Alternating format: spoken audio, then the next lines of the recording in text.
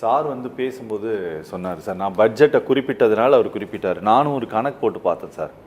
போன வருஷத்தில் மட்டும் இந்திய அரசாங்கம் மொத்தமாக மொத்த நாட்டுக்காக கல்விக்காக செலவு பண்ணது 1,14,054 கோடி சார் மொத்தமே.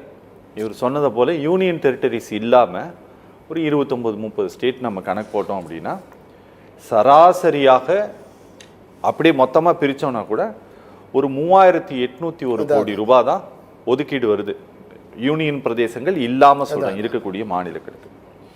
ஆனால் தமிழ்நாடு அரசாங்கம் ஹையர் எஜுகேஷனுக்கு மட்டும் ஒதுக்குற தொகை 8,494 கோடி.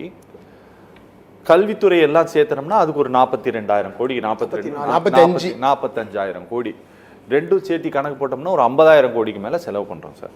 இப்போ அவர் சொல்கிறாரு, நாங்கள் இவ்வளவு செலவு பண்ணி இவ்வளவு கட்டமைப்புகளை உருவாக்கணும், நாங்கள் நீங்கள் சொல்கிறது தான் கேட்கணுமா அப்படின்னு கேட்டால் மேடம் என்ன சொல்கிறாங்க, அதில் புழங்கக்கூடிய பணத்தெல்லாம் நீங்கள் கணக்கு போட்டு ஒப்பிட்டே பார்க்கக்கூடாது, உங்களுடைய இந்த ஒப்பீடே தவறுங்கிறாங்கல்ல சார்.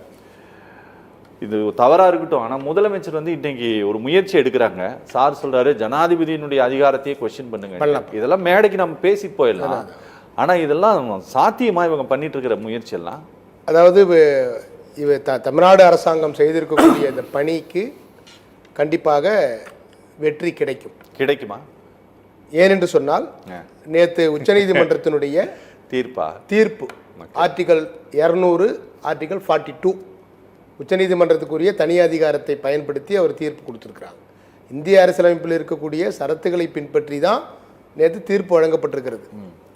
அப்படின்னா என்ன அர்த்தம்? இந்திய அரசியலமைப்பை ஆளுநர் மதிக்கவே இல்லை. ஓகே, நீங்க மதிங்கன்னு சொல்ல வராரு. தீர்ப்புல எல்லாத்தையும் படிச்சோம்.